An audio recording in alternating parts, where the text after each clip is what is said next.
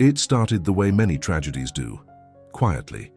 In a sun-bleached corner of General Santos City, tucked behind a clutter of small houses with rusted tin roofs and tired clotheslines, lived a man named Joel Reyes, 43, mechanic, husband, father of 3.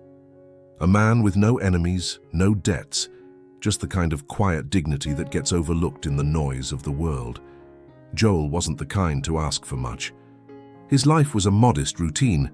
Wake up before sunrise, kiss his wife Lucia on the forehead, and walk 3 blocks to the small auto shop where he worked. He loved engines, loved how they responded to patience, to knowing hands. There was a kind of fairness to machines. Treat them right, and they ran. People weren't always like that. But fairness had no say when Joel began to feel it. The weight in his lower back, the headaches that lingered, the fatigue that didn't go away even after sleep. He ignored it at first. Too many responsibilities. 3 kids, rent, school supplies, rice and cooking oil. He told himself it was just exhaustion, just age catching up. Then one morning, he collapsed behind a customer's pickup truck. A co-worker drove him to the local clinic. A week later, after a series of tests he could barely afford, Joel and Lucia sat in a dim hospital office and heard the words that would unravel everything they knew. Chronic kidney disease, stage 5, advanced, dangerous, dialysis, medication, immediate care, expensive. Joel didn't cry, he just nodded. Lucia didn't speak.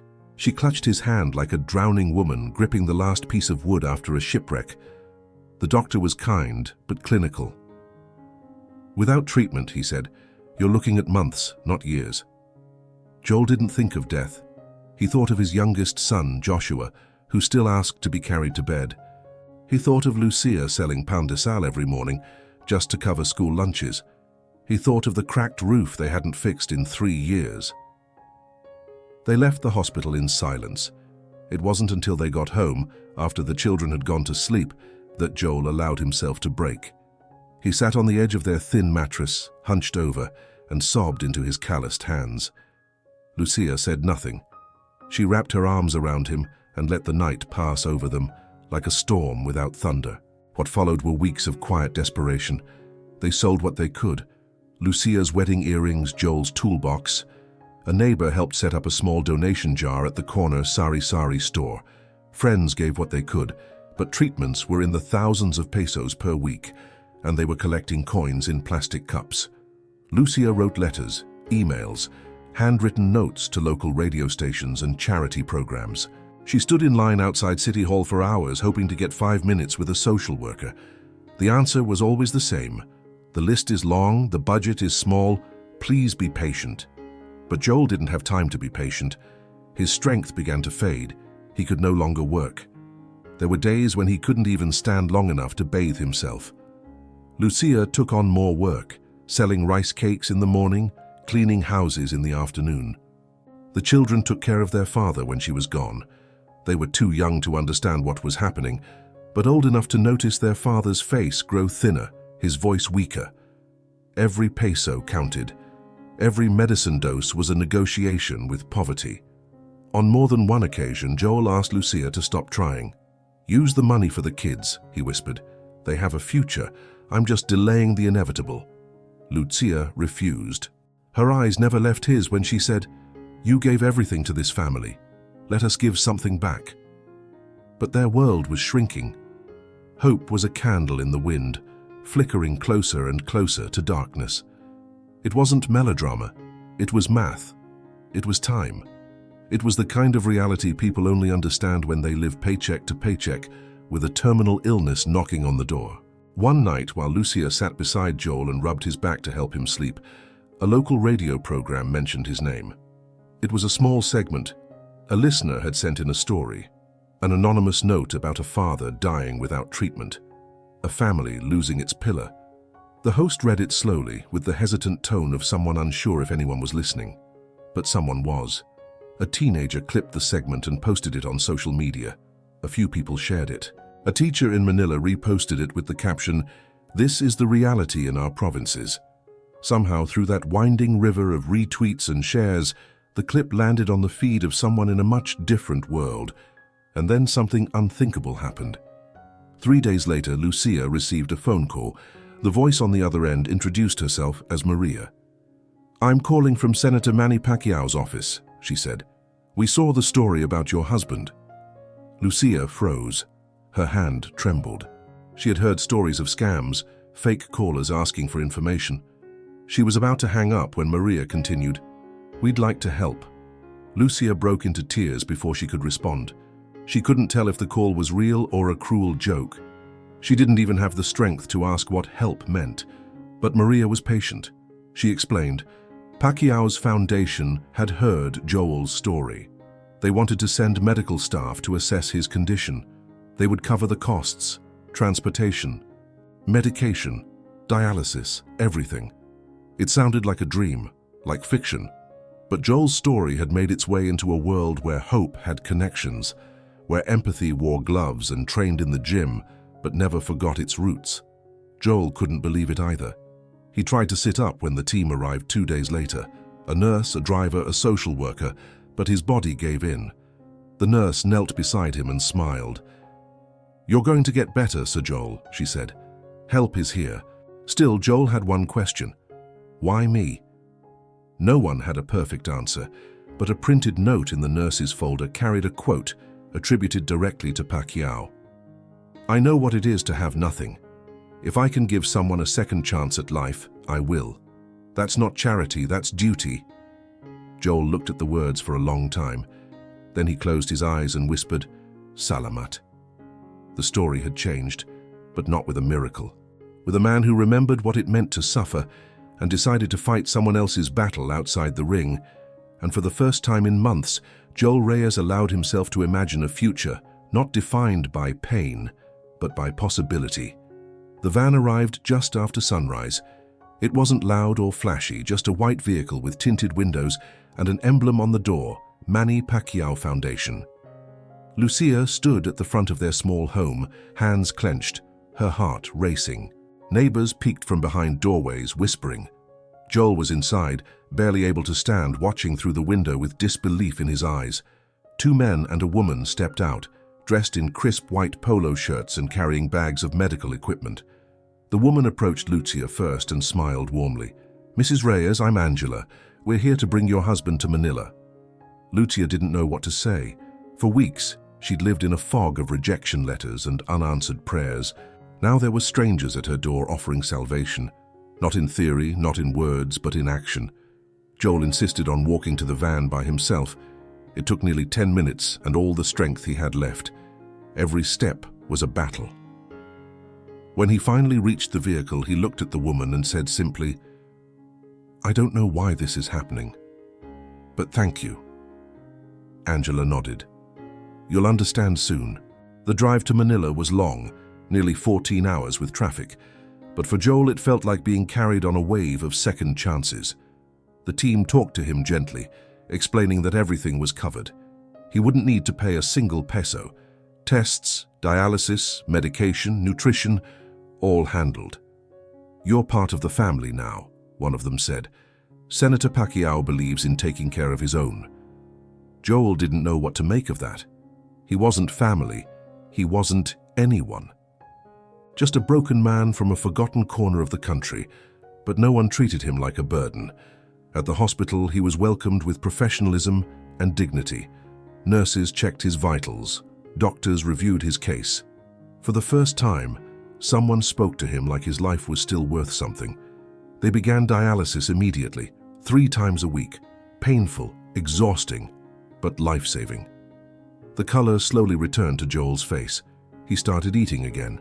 His hands, once shaking and skeletal, gained strength. Lucia came to visit on weekends, sometimes bringing the kids if she could borrow fare money. The hospital even gave her temporary lodging nearby. It was more than they ever imagined. And yet, amidst all of it, one question haunted Joel.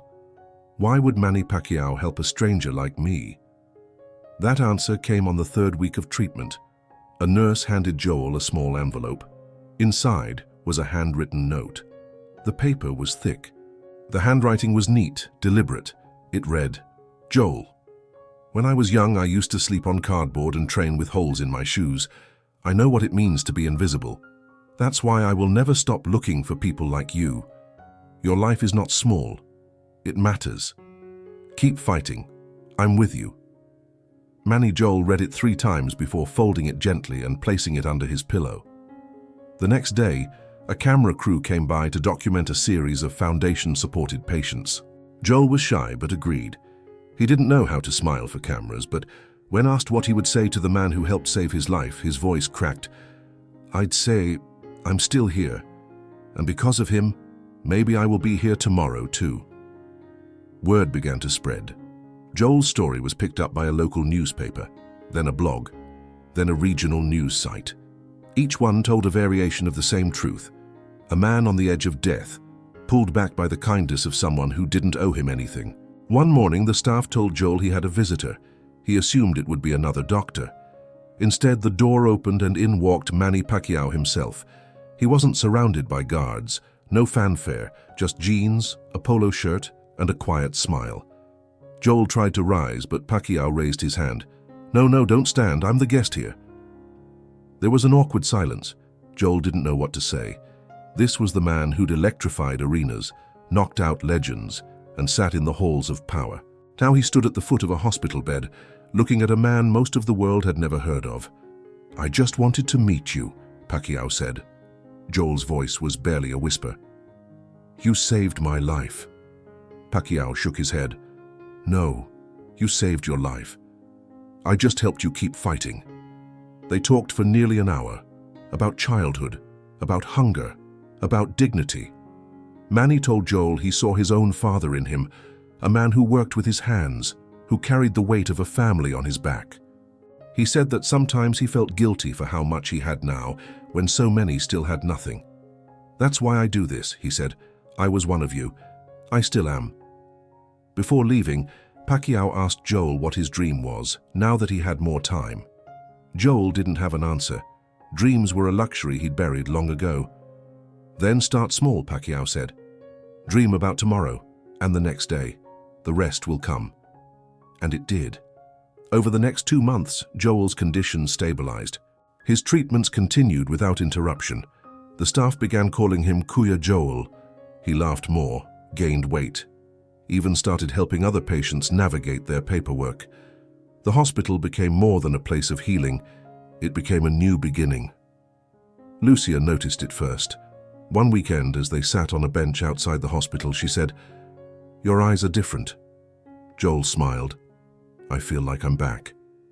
And he was. Not the same as before. Better in some ways. Scarred, yes, but awake again. Before returning home, Joel wrote another letter. This time he sent it directly to Pacquiao's foundation. "I was ready to give up. I thought my story was finished. But you reminded me that even broken people can be restored. I don't know how to repay you. I can only promise to live the life you helped me reclaim. With gratitude, always, Joel Reyes." When Joel finally returned to General Santos, he didn't come back in a van. He walked off a bus, holding Lucia's hand, greeted by cheers from neighbors who had followed his journey online. He was no longer invisible, and though his body still required care, his spirit was unshakable. Pacquiao never asked for publicity. In interviews, he barely mentioned Joel's name. When a reporter asked why he helped people so quietly, he simply said, "Because the noise doesn't heal, action does." Joel kept the note Manny gave him in a small frame beside his bed. Not as a trophy, but as a compass. A reminder that sometimes the most powerful punches are the ones thrown outside the ring. And in the corner of the world where hope had once run dry, a father now stood. Not because he was strong, but because someone had believed he was worth saving. Joel Reyes didn't return to his old life. He returned to something entirely new. His body still carried the marks of illness. There were scars along his arms from months of dialysis, and some mornings his legs still trembled under the weight of recovery. But where there had once been silence, now there was motion. Where there had been despair, now there was a purpose that burned quietly but persistently, like a candle that refused to go out. Word had spread quickly across General Santos. By the time Joel walked through the front gate of their home, neighbors were already waiting. People clapped. Children ran to greet him. Lucia tried to hold back tears, but they fell anyway. She had imagined this moment in her head 1,000 times, but the reality was quieter and more beautiful than she'd expected. Joel smiled, not the half-hearted expression he'd forced in the hospital, but a full, open smile. He was home, he was alive, and he wasn't done. He spent the first few weeks reconnecting with the rhythms of life, helping Lucia in the kitchen, watching over the kids' homework, slowly tinkering with small repairs around the house. He didn't try to return to the auto shop. Not yet. Maybe not ever. But he had something else in mind. It began with a conversation outside a church. A neighbor approached him after service and asked if the story was true, if it was really Manny Pacquiao who had paid for everything.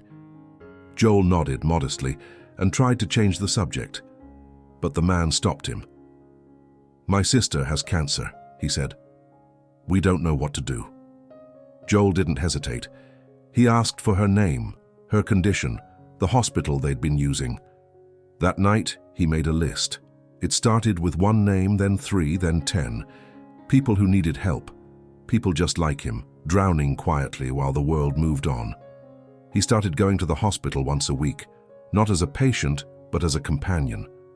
He sat with families, listened, offered advice, shared the name of the foundation, made calls, wrote emails. He knew he couldn't save everyone. He wasn't a politician, he wasn't rich, but he had something powerful now, a voice people listened to, and that was enough to start something bigger. Within months, Joel partnered with 2 local volunteers, a teacher and a retired nurse, to form what they called the Hope Belt Initiative. It wasn't a formal organization at first, just a collection of people determined not to let others suffer in silence. They coordinated donations, organized transportation, and helped patients navigate bureaucratic mazes. Joel became known around town not as the sick man, but as the man who made it back. He never saw himself as heroic.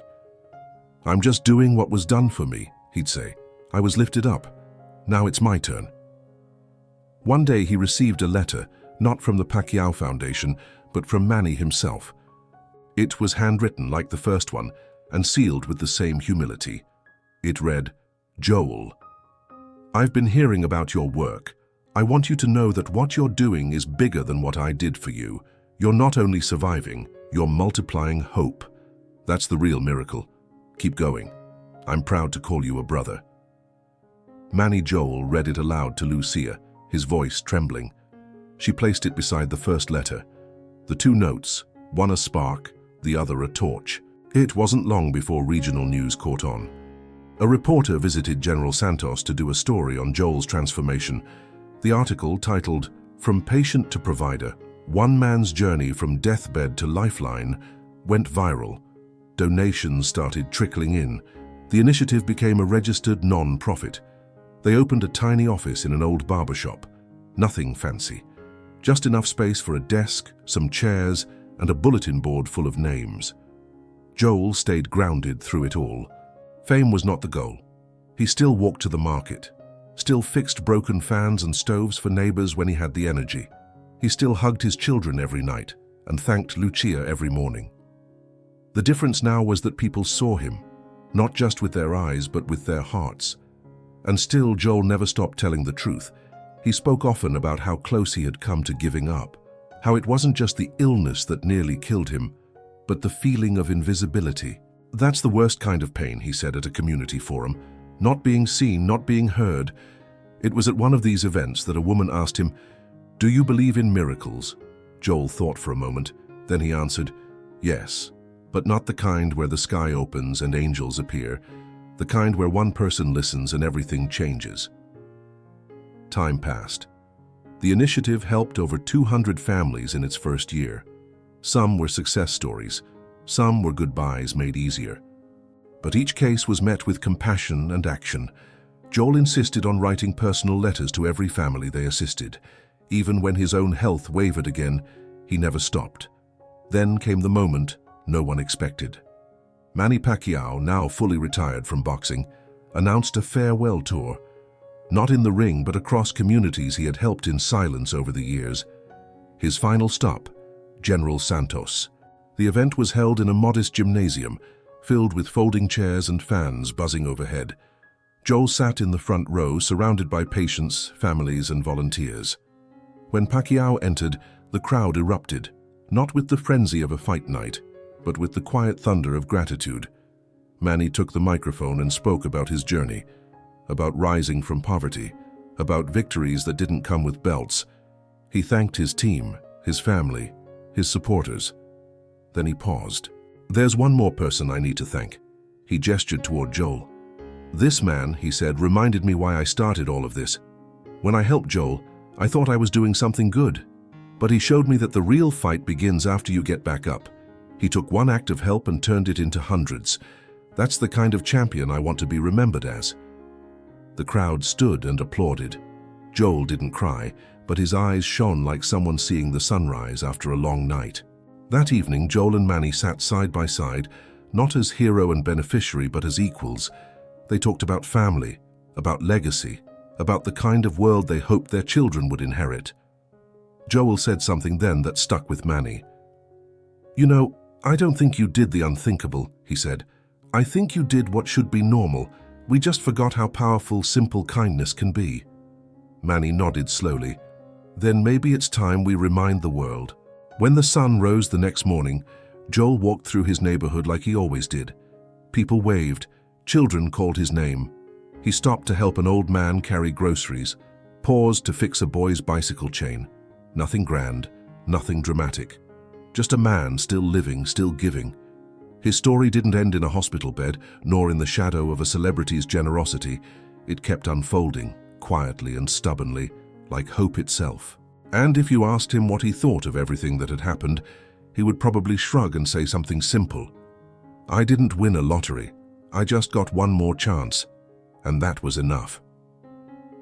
Because sometimes, the most extraordinary thing isn't a punch in the ring or a check with many zeros. Sometimes the most powerful miracle is just being seen.